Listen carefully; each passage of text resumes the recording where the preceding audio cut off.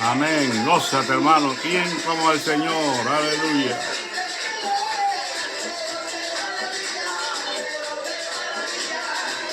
Aleluya. ¿Quién como tú, Jehová entre los dioses? ¿Quién como tú, Jehová en santidad? Hacedores, hacedor de maravillas, hacedor de maravillas. Como tú, Jehová entre los dioses, ¿quién como tú? Jehová entre los dioses, ¿quién como tú? Jehová en santidad, libre en glorias, hacedor de maravillas, hacedor de maravillas. Como tú, Jehová entre los dioses, ¿quién como tú? Jehová entre los dioses, ¿quién como tú? Magnífico en santidad, en glorias, hacedor de maravillas, hacedor de maravillas. Cayó en el Sinaí, el monte temblaba porque Dios estaba ahí. La gloria de Jehová cayó en el Sinaí, ya que el monte temblaba porque Dios estaba ahí. Y Dios estaba ahí, que temblaba porque Dios estaba ahí. Ahí Dios estaba ahí, ya que el monte temblaba porque Dios estaba ahí. Ya de Jehová cayó en el Sinaí, que el monte temblaba porque Dios estaba ahí. Ya de Jehová cayó en el Sinaí, que el monte temblaba porque Dios estaba ahí. Estaba ahí, Dios estaba ahí, que el monte temblaba porque Dios estaba ahí. Estaba ahí, Dios estaba ahí, que el monte temblaba porque Dios estaba ahí. Que Jehová cayó en el Sinaí, que el monte temblaba porque Dios estaba ahí. Gloria de Jehová cayó en el Sinaí, que el monte temblaba porque Dios estaba ahí. Estaba ahí, Dios estaba ahí, que el monte temblaba porque Dios estaba ahí. Aleluya, gloria a Dios. Ahí, monte temblaba porque Dios estaba ahí. Ahí Dios estaba allí, que el monte temblaba porque Dios estaba ahí. Jehová cayó en el Sinaí, el monte temblaba porque Dios estaba ahí.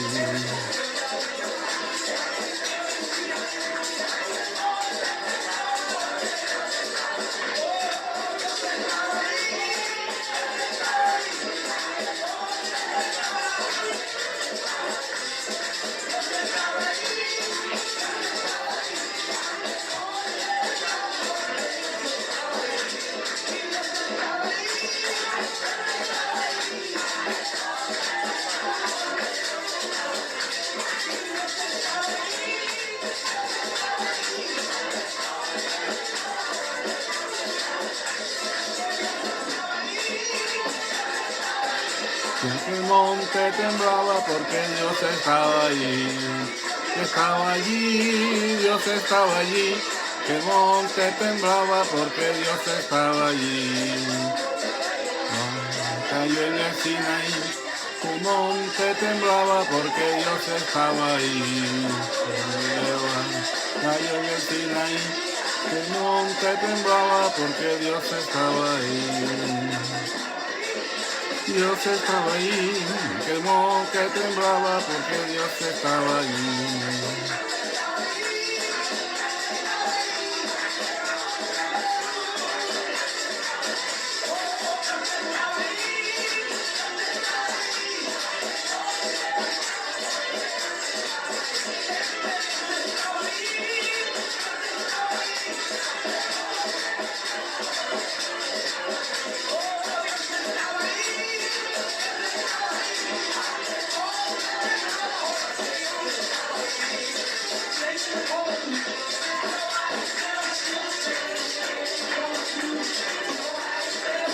Aleluya. Como tú, Jehová, en santidad, terrible gloria, hacedor de maravillas, hacedor de maravillas. Como tú, Jehová, entre los dioses, ¿quién como tú? Jehová entre los dioses, ¿quién como tú? Yo en santidad, hacedores, hacedor de maravillas, Dios de maravillas.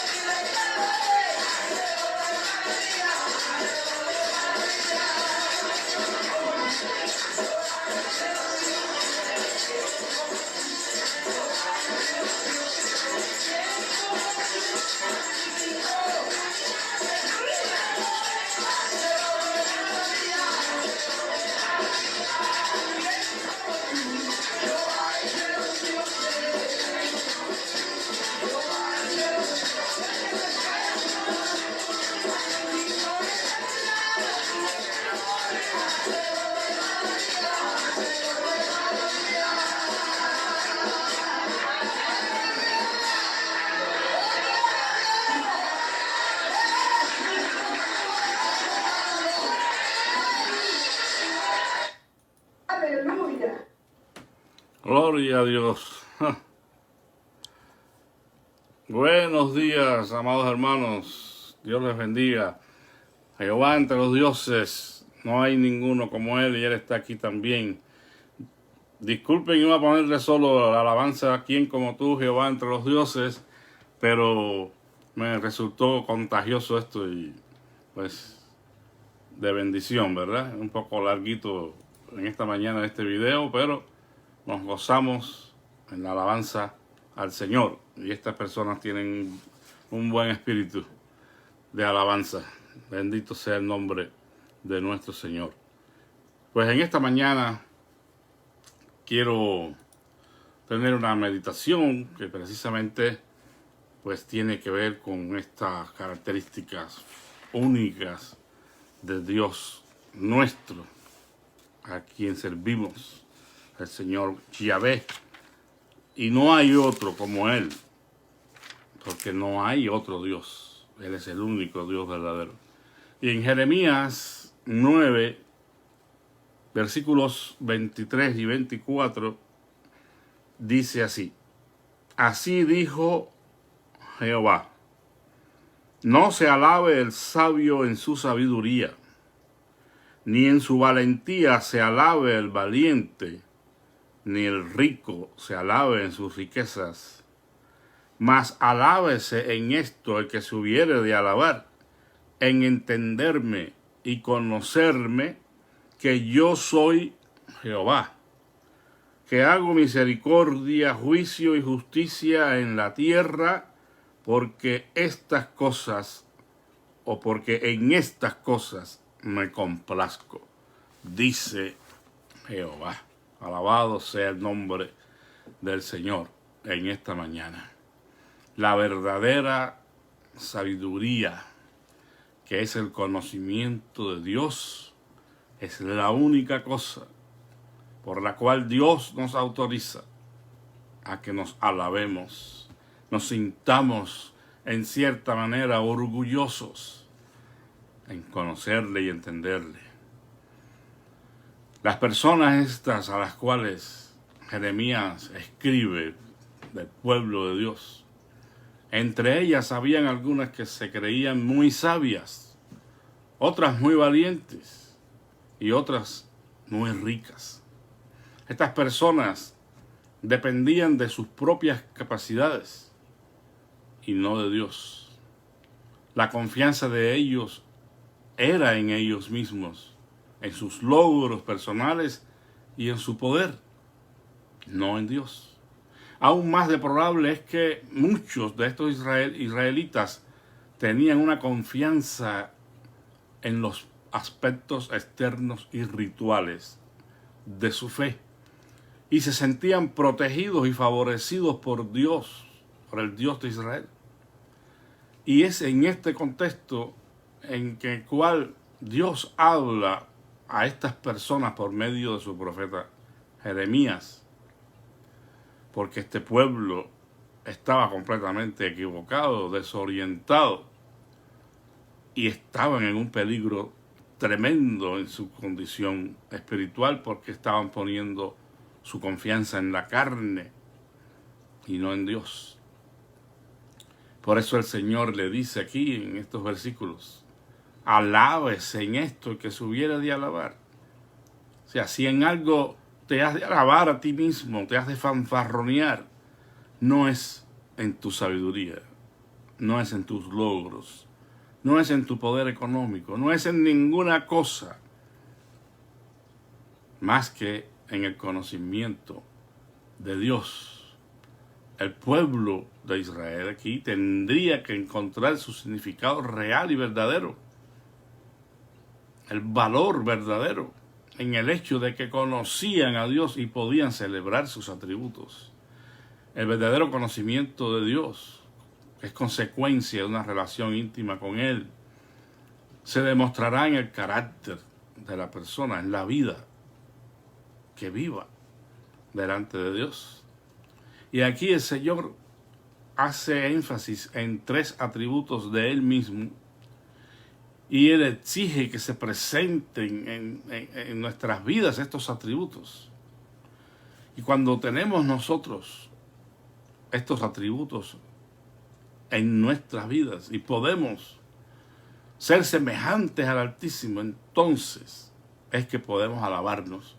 Y me refiero a su misericordia, que significa amor leal, un amor que no cambia, un amor que ha sido el resultado de el corazón de Dios, que ha sido vertido hacia nosotros. La palabra es de origen latín y es una palabra compuesta: miseria y cordia. La miseria humana y el corazón de Dios conmovido, el corazón de Dios que se vuelve a nosotros y nos ama aun cuando no somos dignos de su amor.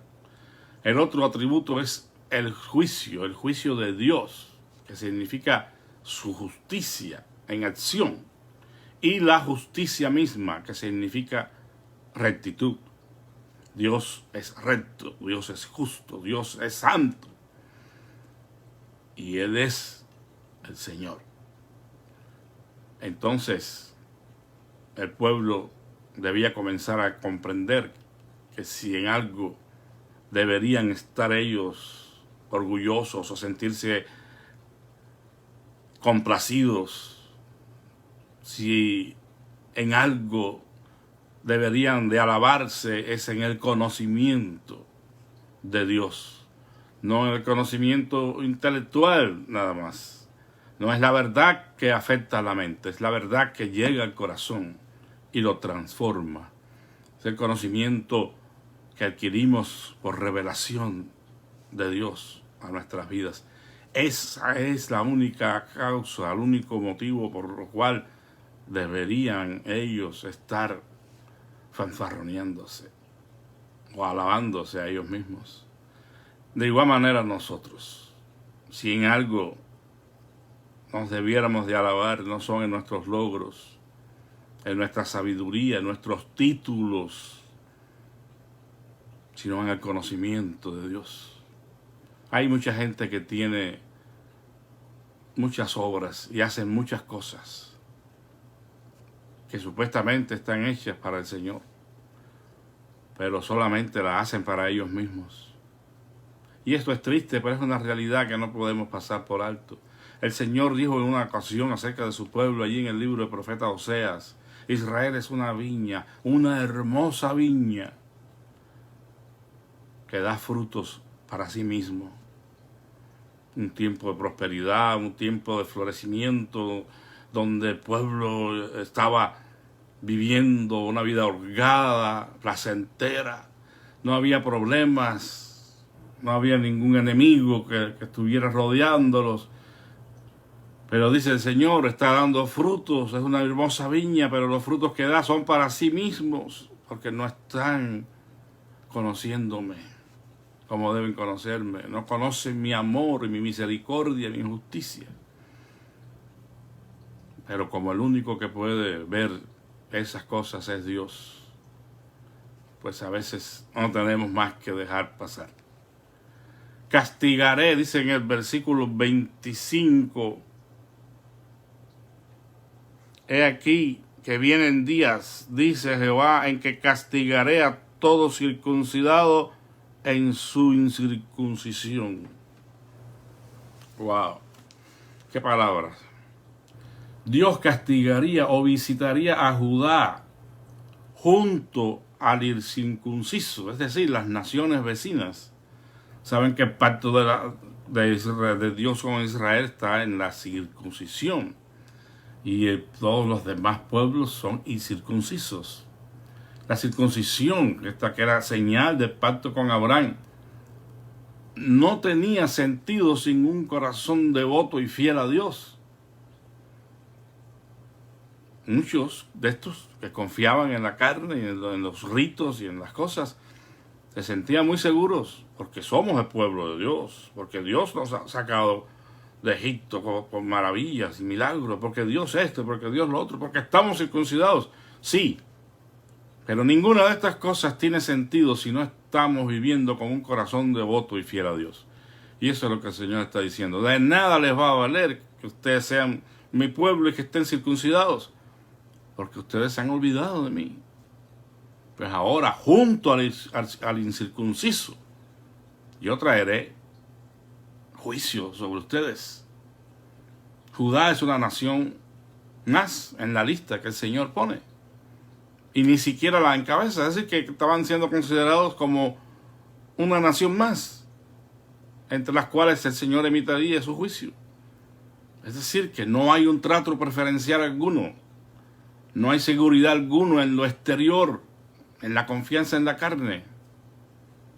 En este caso, la circuncisión de ellos sería ignorado si esta era tan solo un mero símbolo externo. Entonces el apóstol Pablo diría más tarde que no es judío el que lo es en su exterior, sino el que ha tenido una experiencia genuina, interior con el Señor. Dice la circuncisión que no es en la carne, sino la circuncisión que es del corazón. Y hay otros versículos en Deuteronomio donde se hace ver que la situación externa no es lo más importante. Podemos tener toda la apariencia de un buen cristiano, pero lo que cuenta es lo que está en el corazón, donde ve Dios. Entonces, ¿cómo minimizar o evitar este riesgo de ser tratado como un impío más en el día del juicio? ¿Cómo fortalecernos en el Señor y en el poder de su fuerza? ¿Cómo vivir confiados sin temor del mal? Que son las cosas que Dios desea que nosotros podamos alcanzar. Bueno, hay una sola respuesta, hermanos. La única manera de evitar ser tratado como un impío más en el día de juicio es adquiriendo sabiduría verdadera mediante el conocimiento de Dios. Por eso dice el Señor, alábese en esto el que se hubiere de alabar, en conocerme y entenderme que yo soy Jehová. Esto nos ayudará para que nosotros podamos mantenernos en el camino. El conocimiento de quién es Dios. Y para eso hay que ir a los nombres de Dios, a la revelación que Él hace de sí mismo en las Escrituras. Porque conociendo el mover de Dios, el actuar de Dios, conociendo su carácter, íntimo, nosotros podemos ser edificados porque aplicamos esas verdades a nuestras vidas. Porque algunos de estos atributos son llamados atributos comunicables, porque Dios los puede compartir con nosotros. Dios nos comunica, Dios nos comparte de estos atributos morales, sobre todo. Y nosotros debemos vivir practicando estos atributos divinos de nuestra vida, porque eso es lo que nos hace parecidos a Dios. Él nos creó a su imagen y semejanza. Eso se deterioró grandemente por el pecado, pero en Jesucristo, el segundo Adán, podemos alcanzar mucho en el avance del conocimiento de Dios, en estar viviendo de acuerdo a como Él nos creó, a su imagen y semejanza. Es como cuando decimos esto, el padre y el hijo, en algunas fotos que vemos o videos que vemos a una persona o por la calle, que tiene la misma cara de su papá. Dice, oye, es una copia del padre, como se parece a su papá. Bueno, así deberían de reaccionar las personas cuando vean nuestro vivir y nuestro actuar, como se parecen al Señor. Bueno, el primer nombre para considerar así rápidamente es el Olán. El significado de este nombre de Dios es el Eterno. Y esto es fundamental, porque esto constituye la esencia de la naturaleza de Dios en cuanto a que como Él no hay otro. Él es el Eterno, Él no tiene principio ni fin.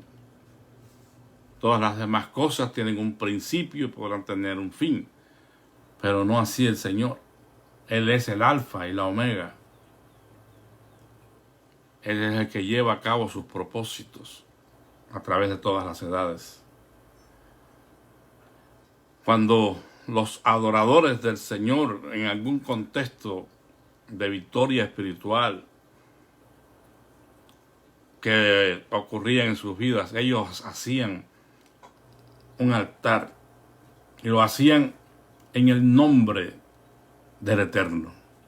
En Génesis 21:33 dice que Abraham siembra un árbol en Beerseba e invoca el nombre de Jehová, Dios eterno, el que siempre ha sido y será. En el Salmo 90, el Señor, allí el autor del Salmo, que muchos lo atribuyen a Moisés, dice, Señor, el eterno Dios, tú nos has sido refugio de generación en generación. Y en Isaías 40:28 dice el Señor en los labios del profeta, no has sabido, no has oído que el Dios eterno es Jehová, el cual creó los confines de la tierra. O sea, la referencia a Dios como el eterno es una referencia muy común. Y ustedes observarán que muchos le llaman así, que en contexto judío, por ejemplo, le llaman el Eterno. Usan algún otro nombre como Hashem, ¿verdad? Pero cuando hablamos del Dios nuestro, tengamos presentes que es el Dios eterno, el que siempre ha existido. Bueno, ¿qué tendrá que ver esto con nosotros? ¿Cierto? Bueno, realmente no es uno de los atributos que Dios comparte con el ser humano, aunque hay ciertas referencias, ¿verdad? Como el Señor dice la Biblia, que Dios puso eternidad en el corazón de los hombres. Y atendiendo a esta y otras enseñanzas que más o menos manejamos, pues pensaremos en alguna medida que Dios no va a permitir ya en el fin de los tiempos, cuando se concrete la salvación, ya una vez que hayamos resucitado, que vivamos para siempre. Pero la eternidad es un atributo único del Dios Todopoderoso. El Shaddai, Este es otro nombre muy común, muy conocido, que significa el todo suficiente, el Dios de las montañas, el Dios todopoderoso. Tiene un significado además que hace poco, bueno, aunque no se citó ese nombre, pero alguien pues expuso esta característica de Dios un poco grotescamente, sin conocimiento bíblico, sin explicar, y entonces pues fue motivo de escándalo por muchos. Y fue una mujer que dijo que Dios era como una gran teta, un gran seno. Y evidentemente, dicho esas palabras, en esas palabras, sin un contexto adecuado, pues causó una reacción negativa. Porque hemos conocido al el Shaddai como el Dios Todopoderoso. Pero el Dios Todopoderoso es el Dios que amamanta a su pueblo. Es una figura que se maneja en el judaísmo, ¿verdad? Porque en realidad Dios es la fuente inagotable de toda bendición. Él es el Todopoderoso que nos sustenta, que nos alimenta, que nos amamanta. De ahí la figura que esta mujer dijo, ¿verdad? Es algo que es una verdad, pero no como ella la presentó, porque Dios no es un gran seno. Dios no es una teta grande, que fue como dijo ella. Eso da hasta grima escucharlo, ¿verdad? Dios es el Dios Todopoderoso, el Shaddai, que nos sustenta y que nos alimenta. Eso no lo podemos negar. Y tenemos nosotros que gozarnos en eso. En Génesis 17, del 1 al 3, encontramos esta figura, para si alguien después quiere tomar, está tomando nota y quiere verlo. Génesis 17, del 1 al 3, Génesis 48, 3, 49, 25, 35, 11 y el Salmo 92. Aparece este nombre de Dios que representa al Dios Todopoderoso que nos sustenta, que nos alimenta como a sus criaturas para darnos vida. Eso significa el Shaddai. Algunos eruditos sugieren que el Shaddai se refiere al poder de Dios manifestado en su juicio, ese poder desnudo de Dios que se manifiesta en el contexto del juicio, del castigo. Otros proponen que el Shaddai significa el Dios de las montañas, como ya dijimos. Dios se refiere a sí mismo como el Shaddai cuando confirma su pacto con Abraham. Y como ya dije, es el Dios que sustenta y alimenta a su pueblo con su verdad, que es su palabra, su ley. Entonces aquí sí estamos muy directamente beneficiados, ¿verdad?, por este atributo de Dios. Porque el que nos cuida, el que nos guarda, el que nos alimenta es el Dios Todopoderoso. Entonces, pues, ¿qué temeremos? Si Jehová es nuestro Señor, si el Dios Todopoderoso es nuestro pastor, ¿qué temeremos? Dice el autor a los hebreos, ¿qué temeré lo que pueda hacerme el hombre? Si el Señor es mi ayudador, si el que está a mi lado es el Todopoderoso, ¿quién puede contra él? Debemos sentirnos seguros, porque Él está con nosotros. Un tercer nombre de Dios a considerar es Jehová Mekadesh. Jehová Mekadesh, y el significado es el Señor que santifica. Y aquí sí hay una relación directa, ¿verdad?, en este sentido de los atributos morales, porque Dios nos hace partícipes de su santidad. Dios aparta a un pueblo escogido, a un pueblo al cual Él escoge y lo constituye su pueblo, un pueblo santo, un pueblo apartado para Dios,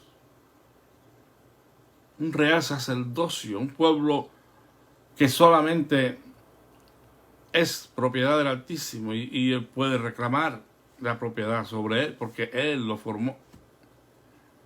Aunque el Señor es el dueño de todas las cosas y de todos los pueblos, porque de Jehová es la tierra y su plenitud, el mundo y los que en él habitan. Pero este pueblo es un pueblo singular, porque Él lo creó con propósitos únicos y santos para Él, porque Él quiso. ¿Y quién va ahora a discutir eso y a protestar contra eso, no? Sería una necedad. Él quiso hacer y escoger a ese pueblo. Y sobre ese pueblo bendecir a todas las naciones de la tierra. Y por medio de ese pueblo traer al Mesías, en el cual podemos ser salvos todos. Entonces, cuando el Señor santifica, no solamente aparta para sus propósitos, también purifica el corazón. Por eso reclama, sed santos, porque yo soy santo. Sed santos en toda vuestra manera de vivir. Puede haber primera de Pedro 1, 15 y 16.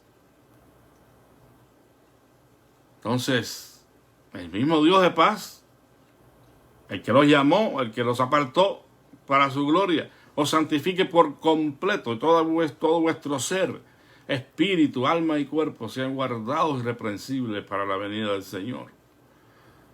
Entonces, hermanos, nosotros también hemos sido separados, hemos sido apartados, hemos sido hechos santos, hemos sido redimidos por la sangre de Jesucristo.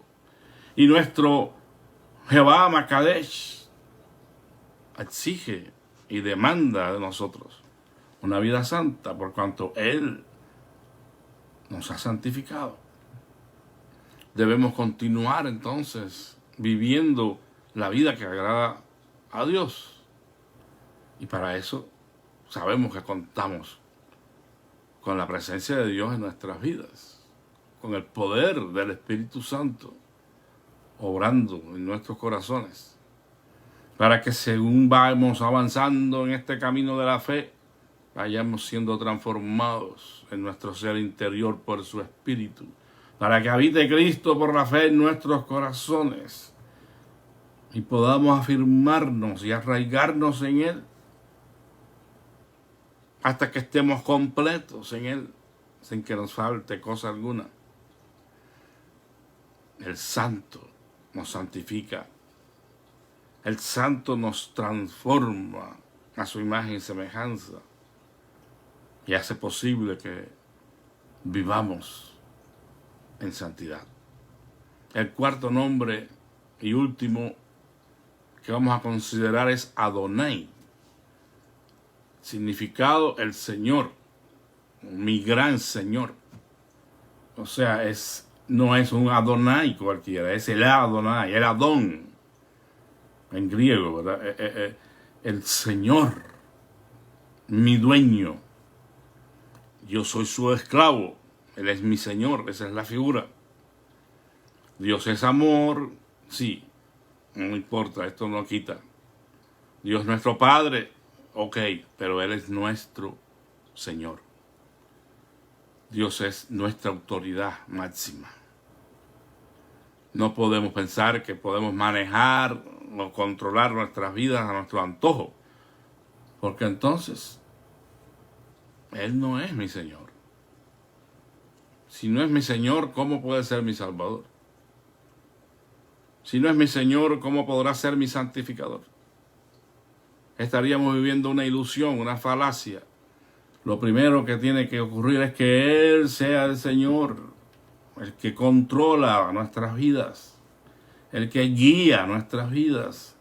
Saber que somos propiedad de Él y que Él está por encima de todas las cosas. Y nosotros hemos confiado nuestras vidas en Él precisamente porque lo creemos, que Él es el Señor. En el Salmo 8 apreciamos el uso de esta palabra. Oh Jehová, Señor nuestro, cuán glorioso es tu nombre en toda la tierra. Otros pasajes como en Isaías 40, versículos del 3 al 5, en Ezequiel 16, 18, se habla del amoroso acercamiento de Dios a Jerusalén.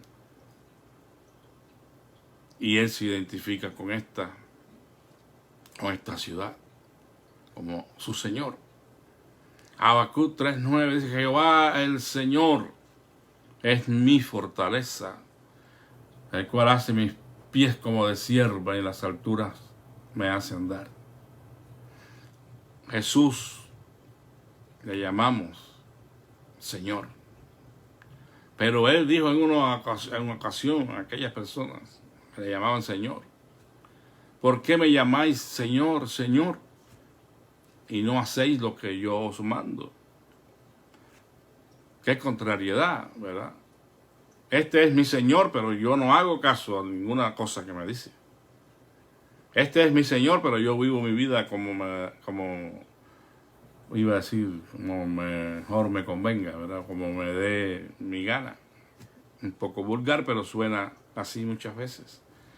No, yo no hago caso a las direcciones del Señor.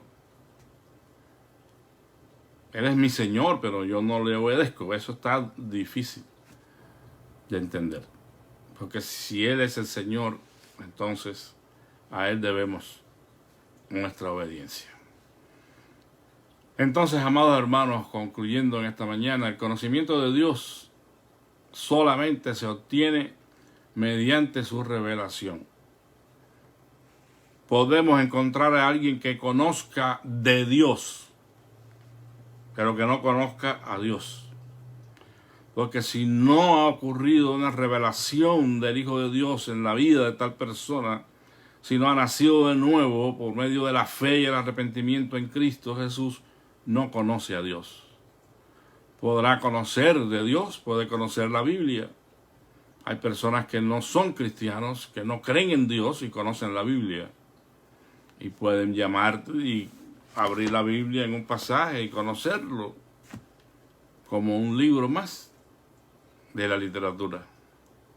Pero conocer de Dios, conocer la Biblia no es conocer a Dios. Tiene que haber un punto de partida en el conocimiento de Dios y es el nuevo nacimiento.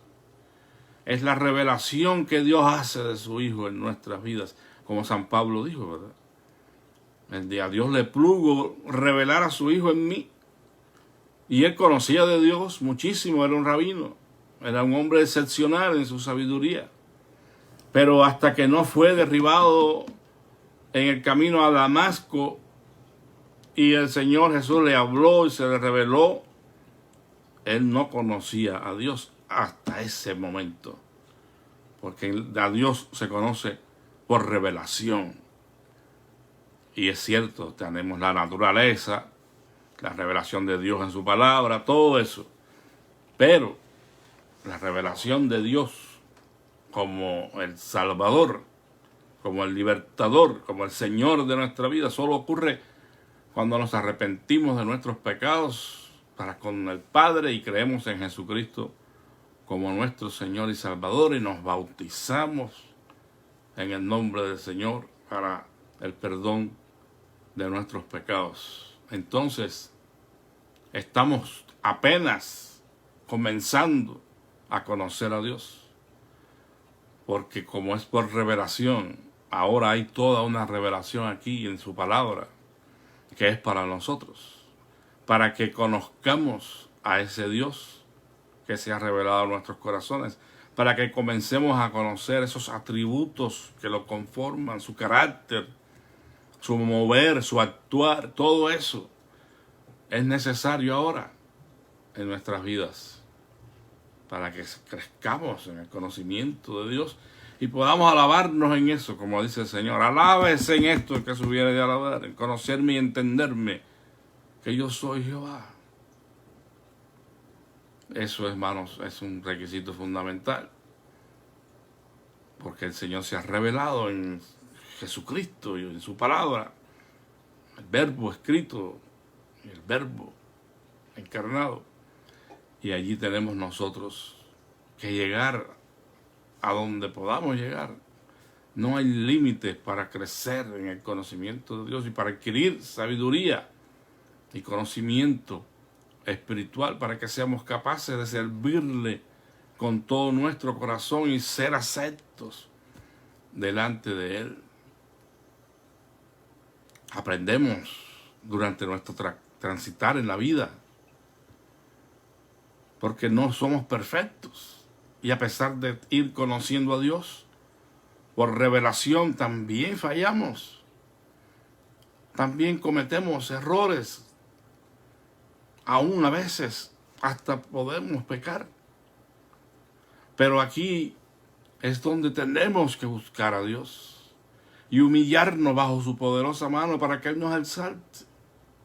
Allí es donde tenemos que pedir a Dios: dame entendimiento, dame sabiduría, ayúdame. Como oraba Moisés en el Salmo 90.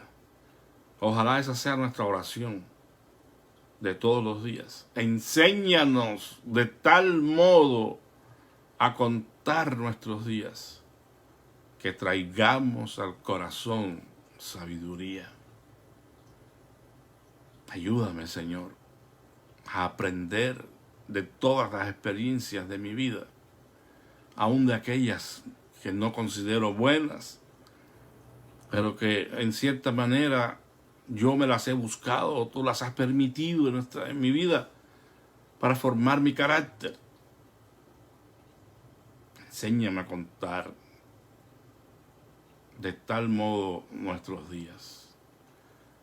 Enséñame a poner atención a cada detalle de mi vida para aprender de ello.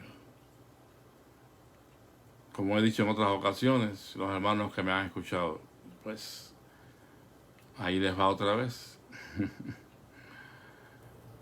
Tropecé de nuevo con la misma piedra. Recuerden eso, ¿verdad? Una canción que canta Julio Iglesias. ¿Por qué? ¿Por qué tropezar de nuevo con la misma piedra? ¿Por qué volver a cometer los mismos errores y seguir viviendo de la misma manera? Porque no estamos contando nuestros días. No estamos trayendo sabiduría a nuestro corazón. Y Dios quiere que seamos sabios. El sabio es el que hace la voluntad de Dios. El principio de la sabiduría es el temor al Señor. Dice la Escritura: los insensatos desprecian la sabiduría, pero los justos la abrazan. Los justos la aman. Allí en el libro de Proverbios, la sabiduría personificada, gritando por las plazas, pero nadie escucha. Solamente el justo escucha la voz de la sabiduría de Dios, que es auténtica, que es real, que es verdadera y que nos da consistencia en nuestras vidas aquí en la tierra.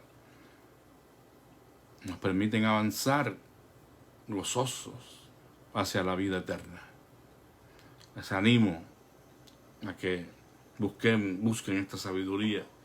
Y si alguien no conoce al Señor Jesús como su Señor y Salvador personal, quizás este sea un buen momento para pedir perdón al Padre por sus pecados y abandonar su vida en las manos del Señor y confesar a Jesucristo como su Señor y Salvador y comenzar entonces a buscar esta sabiduría de lo alto.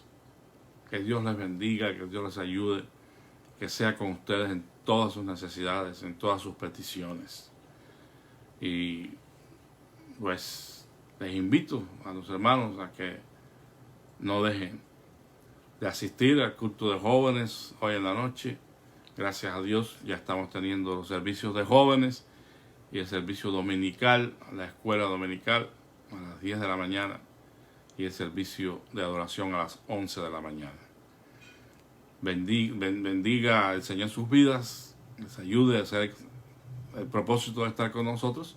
Y repito, si este video les es de bendición y les es de edificación a su alma, compártalo con otras personas. Ayude a que la palabra de Dios corra. Que la paz de Cristo sea con todos. Vamos a orar. Te damos gracias, amantísimo Padre, en esta mañana, porque no hay como tú entre los dioses. Tú eres el único Dios verdadero. Y por eso alabamos y bendecimos tu nombre. Te damos gracias por cuidar de nosotros, por sustentarnos, por alimentarnos, por guardar. Ayúdanos. Disculpen, hermano, entré en la llamada. Ayúdanos a ser ese pueblo santo que vive para honra y alabanza de tu nombre. En esta mañana te pido que seas con la necesidad de cada uno de mis hermanos, cualquiera que ésta sea. Te suplico, Señor, que actúes en favor de ellos como el Dios todopoderoso que eres. Padre Santo, no conozco el desenlace de la petición por la que estaba orando, pero espero que en esta mañana la victoria tuya, tu gloria y alabanza se haya manifestado en la petición de mi hermana, de Mari Padilla. Padre Santo, en esta hora ruego que sigas sanando al enfermo, levantando al caído, trayendo esperanza, Señor, al que no tiene ninguna. Manifestándote a la vida de cada quien, revelando a Jesucristo en sus corazones. Te lo pido humildemente en el nombre de Jesús. Amén. La paz del Señor sea con todos.